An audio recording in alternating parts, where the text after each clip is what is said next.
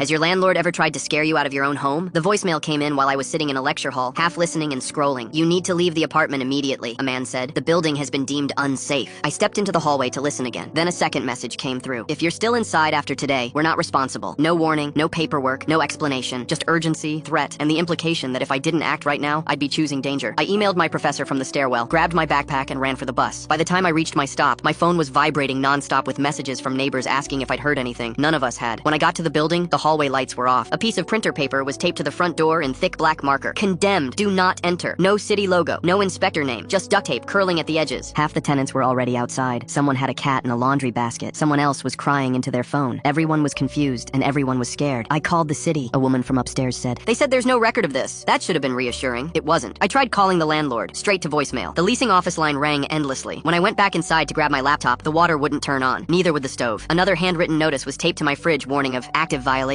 That night, a private dumpster appeared out front, not city-issued. The next morning, a contractor started hauling furniture out of vacant units. Entire lives tossed in without warning. When someone protested, they were told the building was unsafe, and they were lucky to be getting anything out at all. Finally, the landlord called me back. You don't want to be liable if something collapses, he said calmly. So, where's the inspection report? I asked. You'll get it once things settle, he replied, then hung up. That's when panic turned into suspicion. I started documenting everything. Photos of signs, videos of the contractor, screenshots of texts. A neighbor found emails buried in spam saying utilities were temporarily disconnected at owner request. Another tenant remembered overhearing the landlord on the phone weeks earlier talking about a closing date. On day 3, one neighbor refused to leave. She called 311 over and over until a real city inspector finally showed up. He walked the building slowly, checked the basement, took notes, then came back outside and said, "This building is not condemned." No one spoke. He pointed at the signs. "These are fake." Within hours, the inspector's supervisor arrived, then someone from housing enforcement, then police. The landlord showed up furious, yelling that we were trespassing and needed to leave immediately. The city didn't argue. Emails were pulled, text messages subpoenaed. A contractor admitted he was paid to shut off utilities to encourage vacancy. The landlord had already signed a conditional agreement to sell the building, contingent on it being empty within 30 days. We were the obstacle. The housing authority cited him on the spot for illegal eviction, fraud, and harassment. The sale was frozen. His accounts flagged pending investigation. In front of every tenant he'd tried to scare, an officer told him to step back while we were escorted back inside. He screamed that we'd regret this. The inspector looked at him and said, "No, you will." In the weeks that followed, we moved back in slowly. When the city seized the property, we were offered the chance to buy it together, and we did. Months later, I learned the buyer walked away long before the investigation ended, and the building was never worth enough to justify what our landlord tried to do.